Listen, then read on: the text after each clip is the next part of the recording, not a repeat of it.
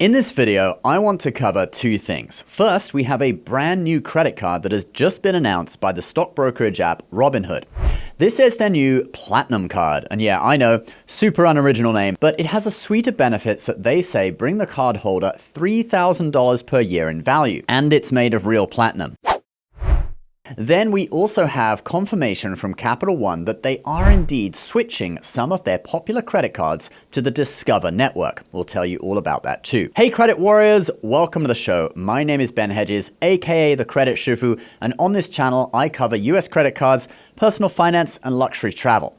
If you like the sound of that, please subscribe, but let's get into it. Okay, so let's take a look at this new Robinhood Platinum card. Now, for context, Robinhood already has the Gold card for Robinhood Gold members. It earns 3% cash back on everything, and it's one of those too good to be true cards. There's a lot of venture capital money behind it, I guess. It'll probably get nerfed in the future, but for now, that's what it is, 3% on everything. It's pretty good. But now they have announced the Platinum card. Here's what they said in the press release.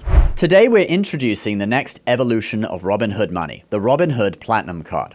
It's an invite-only premium credit card plated with real platinum and designed for those who want elevated benefits, with up to 5 times higher credit limits than the Robinhood Gold card. Now, by invite-only, I don't think this is going to be on the same level as the Amex Centurion, right? But probably people who have relatively high spend on the Gold card or are Robinhood Gold members with medium to large size stock portfolios will get invited.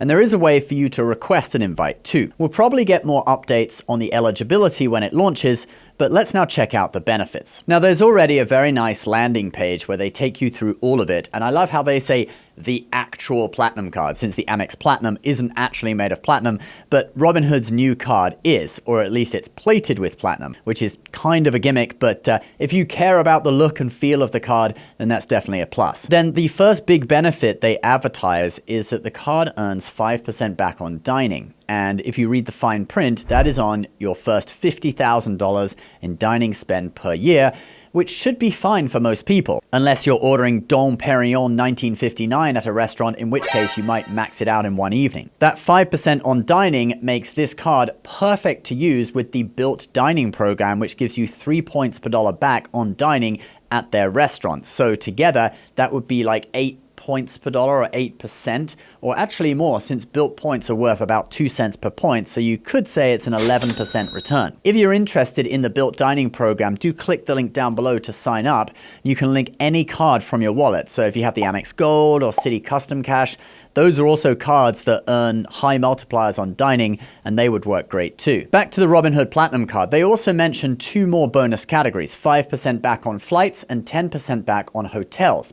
But you must book through Robinhood's own portal. But they also mention some hotel benefits like daily breakfast for 2, room upgrades, etc. So I guess they're planning on their own version of the Fine Hotels and Resorts collection. And to be honest, that's really cool. I've got a lot of value out of FHR over the years on the Amex Platinum card. It's one of my favorite benefits of the card. I remember attending a wedding in Hawaii, and we stayed at the Fairmont Orchid, and I was lazing around at the pool at 10 a.m. on the last day, and the bride comes by and she's like, hey, it's an hour until checkout, you know? But I'd booked through FHR, not the discount link the bride had given me, because actually I found the benefits through FHR were better, and I had like a 4 p.m. late checkout in addition to free breakfast every day, a better room with a better view than the bride and groom had, and a load of other things. So I didn't tell her about it, but it was kind of a funny feeling to have that. So I'm guessing that those 3, 5% on dining, 5% on flights, and 10% on hotels are the bonus categories on this card, and everything else will probably be 1% cashback. Let's now look at the credits, since they have announced a load of credits that apparently give you up to $3,000 per year back in value.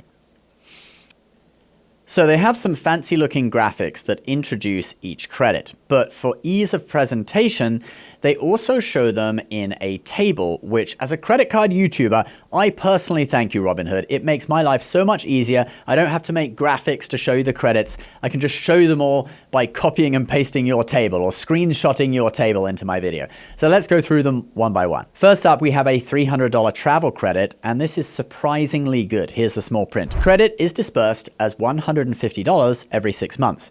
Eligible transactions include rideshare services, hotel charges, flights, and other travel-related purchases. And crucially, transactions do not need to be booked through the Robinhood travel portal to be eligible. That is like the Chase travel credit on the Sapphire Reserve, really flexible, just split into $150 every 6 months instead of using the $300 in one go. But really easy to use though, so I think every cardholder will easily get that whole credit back. Then we have a $500 hotel credit. Eligible cardholders will receive up to $250 in statement credits for qualifying luxury hotel bookings per 6-month period, with the option to use up to $100 of the credit towards standard hotel bookings. Qualifying hotels are identified in the app and must be booked through the Robinhood travel portal. So they split the hotels into luxury and standard, kind of like what Amex does with the fine hotels and resorts, and then the lower level hotel collection. Next, we have Priority Pass, which is an airport lounge network. Every premium card offers this, and they value it at $469, which is what it would cost if you paid for it.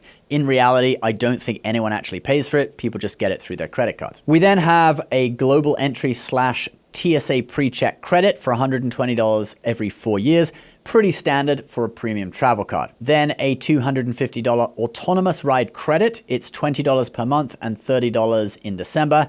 So I'm guessing that this would be for like Waymo and whatever other companies are offering similar services.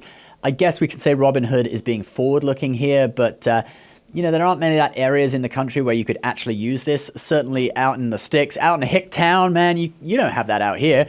It's over in like San Francisco and stuff like that. So, you know, there's a few places where you could use it, but I don't think most people are going to get value out of this. Then there's a $250 dining credit that's also $20 per month, $30 in December. So the exact same amounts as the autonomous ride credit, but way easier to use for people who don't live in those few areas that have those robo-taxis. Then we have a DoorDash membership and credit.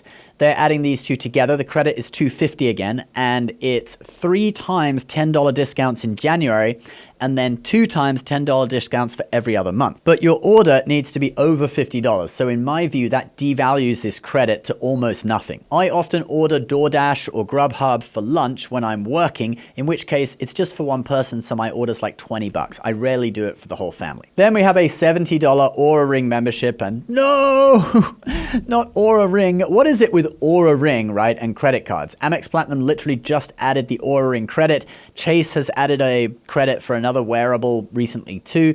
The annoying thing is with the Amex Platinum that even once you buy the ring, you still need to pay for the membership. So actually that's an advantage of Robinhood because it seems that they give you the membership and a $200 credit to purchase the ring. Currently though, the cheapest Oura Ring is $349, so you're not going to cover all of it, although maybe you could pick it up on sale for maybe $249 perhaps, or $299 on like Independence Day or Black Friday or something. I have seen them on sale in the past. So you might be able to get it a little bit cheaper and cover most of it with the $200 credit. Then we have a couple of health program memberships that I don't think are really worth talking about, since probably they're things that most people wouldn't do anyway, and you might sign up for them just because you had the card, but that's not giving back real legitimate value. So to me, the travel credit, the hotel credit, and the dining credit offer really solid value, and together they add up to $1,050. So they completely offset the annual fee and then give you a little bit more profit on top of that. And what is the annual fee, you may ask? Well, it is $695, same as the old annual fee on the Amex Platinum before last year's upgrade. I think that was intentional too. They're really taking a stab at Amex here. So anyway, that's an introduction to the new Robinhood Platinum card. It looks like a good card, not that imaginative, but what card is these days, right? They're all offering a different version of the same coupon book, but as coupon books go, this is a pretty good one. If you're interested, you can give them your email on the card's landing page to register your interest, and when it comes out, maybe you'll get an invite. All right, let's move on to our final story of the day, Capital One confirming that some of their cards are indeed moving to the Discover network.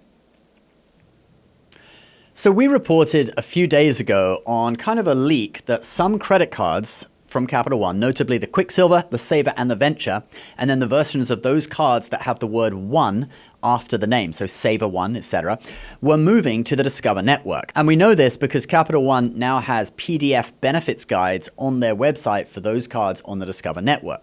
The video looks like this. You can check it out at the end. I'll put it on the end screen for you to click on. But now we do actually have full confirmation that Capital One has started rolling out some of these cards on the Discover network. And if you don't know, they bought Discover, I think it was last year, so they plan to use their network. Now check out this article from The Street. Capital One begins originating select credit cards on the Discover network. And in the text of the article, they include a statement from a Capital One spokesperson that spoke directly to this publication.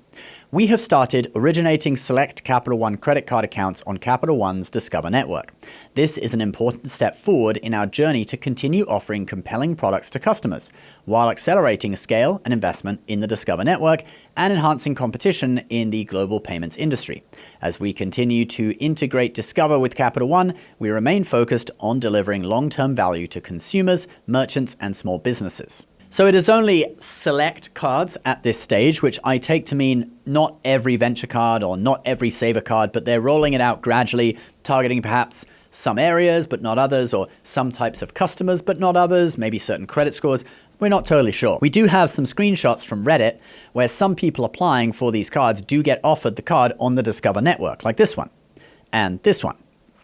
I like how they say Capital One's Discover network. They really want to let you know that they own it now, right? And actually, that's a pretty good thing to own your own network. And who knows, maybe they will be able to bring in some better benefits on the card since they should earn more revenue now that they own the network. I did a test and I opened up a Saver application to see if I could get this to show up, but I just saw the MasterCard logo. The Redditor who posted these screenshots said it was on a pre-approval that he saw them, so maybe they are testing it through pre-approvals first. But it looks like a phased rollout to me, testing the public's reaction with the aim to get all of these cards, the Saver, the Quicksilver, and the Venture, running on Discover eventually. Try an application for yourself to see which one you get offered. All right, guys, that is the video for today. Don't forget to check out the Built Dining program. It's really useful to combine with cards that have good rates on dining, since you add 3x on all your dining spend in the form of Built points, and they have some great transfer partners like Hyatt and a load of airlines. Link for that is below. Just don't forget to link your card so you can actually earn the extra points. Please subscribe to the channel if you're new. We'll see you next time. Bye-bye.